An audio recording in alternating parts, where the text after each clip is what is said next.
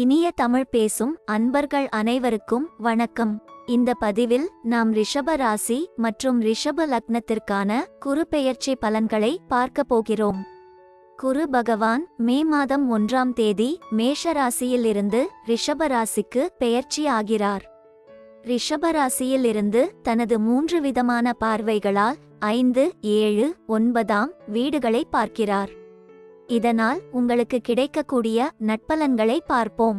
இதுவரை குழந்தை பாக்கியத்திற்காக காத்திருக்கும் தம்பதிகள் யாராக இருந்தாலும் அவர்களுக்கு இந்த காலகட்டத்தில் புத்திர பாக்கியம் உண்டாக குரு பகவான் அருள்வார்.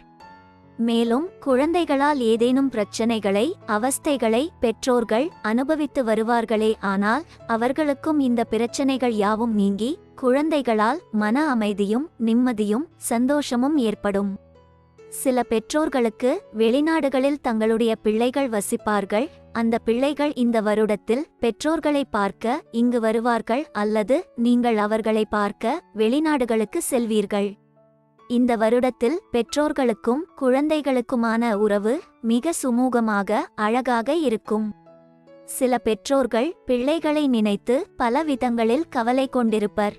பிள்ளைகளுக்கு வேலை கிடைக்க வேண்டும் என்ற கவலை பெற்றோர்களுக்கு இருக்கும். சிலர் தங்களுடைய பிள்ளைகளுக்கு திருமணமாக வேண்டுமே என்ற கவலையில் இருப்பார்கள். சில பெற்றோர்களுக்கு தங்களின் பிள்ளைகளுக்கு திருமணம் நடந்திருக்கும், ஆனால் குழந்தைகள் இருக்காது. அதை நினைத்து கவலையில் இருப்பார்கள். இதுபோன்ற பிரச்சனைகளில் எல்லாம் மாற்றங்கள் உண்டாகி வேலையில்லாதவர்களுக்கு வேலை கிடைக்கவும், திருமணமாகாதவர்களுக்கு திருமணம் நடந்து நீண்ட நாட்களாக குழந்தை இல்லாத தம்பதிகளுக்கு குழந்தை பிறந்தும் இந்த பிள்ளைகளின் பெற்றோர்கள் மனமகிழ்ச்சி அடைவார்கள். பிள்ளைகளின் வாழ்வை நினைத்து பெற்றோர்கள் மகிழ்ச்சி அடைய வேண்டிய காலகட்டமாக இந்த குரு பெயர்ச்சி இருக்கும். திருமண வயதில் உள்ள ஆண் பெண் அன்பர்கள், திருமண வயது கடந்தும் திருமணமாகாமல் உள்ள அன்பர்கள் அனைவருக்கும் இந்த வருடத்தில் திருமணம் கண்டிப்பாக நடக்கும். பிரிந்து போன நண்பர்கள் யாராவது இருந்தால் அந்த நண்பர்கள் மீண்டும் உங்களை தேடி வருவார்கள். மீண்டும் உங்கள் நட்பு மிகவும் சுமூகமாக மாறும். நண்பர்களால் பலவிதமான ஆதாயங்களும் நன்மைகளும் லாபங்களும் ஏற்படும். அதேபோல் மனக்கசப்பின் காரணமாக தம்பதிகள் யாராவது பரிந்திருந்தாலும் அவர்களும் மனமாற்றத்திற்கு உட்பட்டு மீண்டும் இணைவார்கள். மணவாழ்க்கையில் இல்லற வாழ்க்கையில் பிரச்சனைகள் தம்பதிகளுக்குள் இருந்து கோர்ட் வரை சென்றிருந்தாலும் கூட அவையெல்லாம் திடீரென்று எதிர்பாராத விதமாக சுப மாற்றங்கள் அடைந்து தம்பதிகள் மீண்டும் இணைவார்கள். ரிஷப ராசியை சேர்ந்த அன்பர்கள் சிலர் பல்வேறு காரணங்களுக்காக வெளிநாடுகளுக்கு செல்ல வேண்டிய நிலையில் இருப்பார்கள், அல்லது வெளிநாடுகள் செல்ல வேண்டும் என்ற எண்ணத்தில் இருப்பார்கள். அவர்களுக்கெல்லாம் வெளிநாடுகளுக்கு செல்ல வேண்டிய ஒரு சூழ்நிலை இயற்கையாக இயல்பாக இந்த வருடத்தில் ஏற்படும். உங்களுக்கும் உங்களுடைய தந்தைக்கும் ஏதேனும் பிரச்சனைகள் இருந்து வந்திருந்தாலும் அவைகளும் சுமூகமாக மாறி நல்லுறவுகள் ஏற்படும். பல கோயில் திருப்பணிகளில் நீங்கள் பங்கு எடுத்துக்கொள்ள வேண்டிய சூழ்நிலைகளும் ஏற்படும். பல தர்ம காரியங்கள் செய்ய வேண்டிய நிலைகள் ஏற்படும். இன்னும் சிலர் பல ஆன்மீக ஸ்தலங்களுக்கு சென்று வர வேண்டிய சூழ்நிலைகள் ஏற்படும். இதெல்லாம் எதிர்பாராத விதமாக நடக்க வாய்ப்பு உண்டு. கலைத்துறை சார்ந்த அன்பர்களுக்கு இந்த ஆண்டு உங்களுக்கு ஒரு பொற்கால ஆண்டு என்றே கூறலாம்.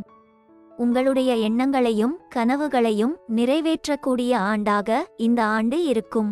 நீங்கள் எதிர்பார்க்காத பல வாய்ப்புகள் உங்களை தேடி வரும். நீங்களும் புதிய முயற்சிகள் ஏதேனும் எடுத்தாலும் அவைகளும் வெற்றியடையும். உங்களுடைய தொழிலில் லாபங்கள் அதிகமாக வரும். தொழில் நல்ல வளர்ச்சியை அடையும். இந்த தமிழ் வருடத்தின் இறுதியில் உங்களுடைய தொழிலில் நீங்கள் பல உயர்நிலைகளை அடைந்திருப்பீர்கள். அரசியல் துறையினருக்கு இந்த ஆண்டு மிகச் சிறப்பான உயர்வுகளை தரக்கூடிய ஆண்டாகவே இருக்கும். உங்களுடைய நீண்ட நாள் ஆசைகள், எண்ணங்கள், கனவுகள், விருப்பங்கள் எல்லாம் இந்த வருடத்தில் நிறைவேறும்.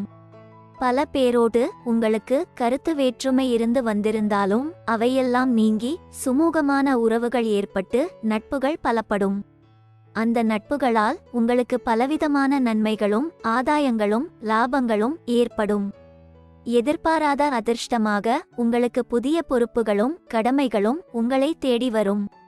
பங்கு வர்த்தகத்தில் இந்த ஆண்டு மிகவும் அமோகமான ஆண்டாகவே இருக்கும்.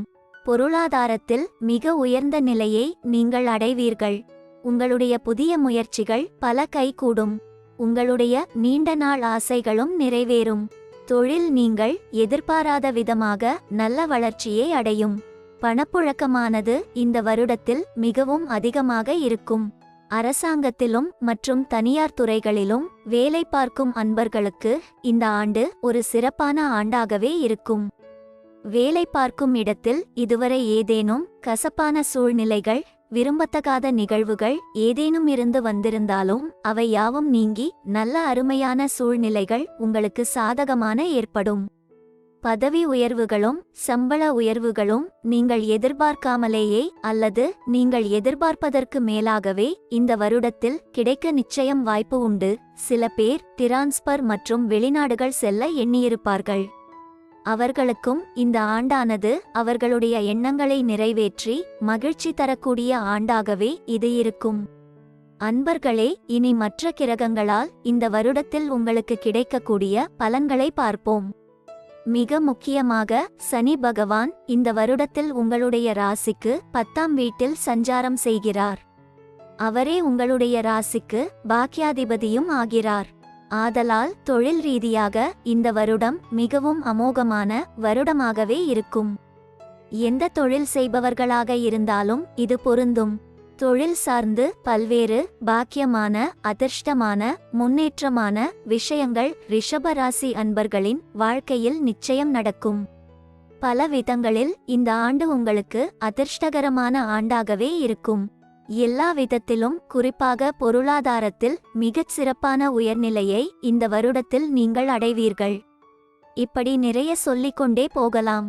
அன்பர்களே, இந்த தமிழ் வருடம் முடிவதற்குள், அதாவது இந்த குரோதி தமிழ் வருடம் முடிவதற்குள் ஒருமுறையேனும் நவகிரக ஸ்தலங்களுக்கு சென்று நவகிரகங்களை வழிபட்டு வாருங்கள்.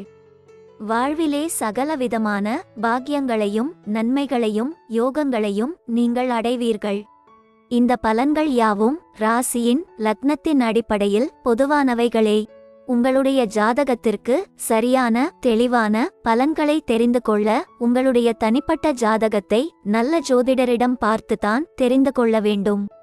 இப்பதிவினை கேட்ட அனைத்து அன்பர்களுக்கும் இப்புத்தாண்டு மிக இனிமையான புத்தாண்டாக அமைய இறைவனை வேண்டுகிறோம். வாழ்த்துக்கள். நன்றி. பதிவுகளை தொடர்ந்து பெற லைக் பண்ணுங்க, ஷேர் பண்ணுங்க, சப்ஸ்கிரைப் பண்ணுங்க.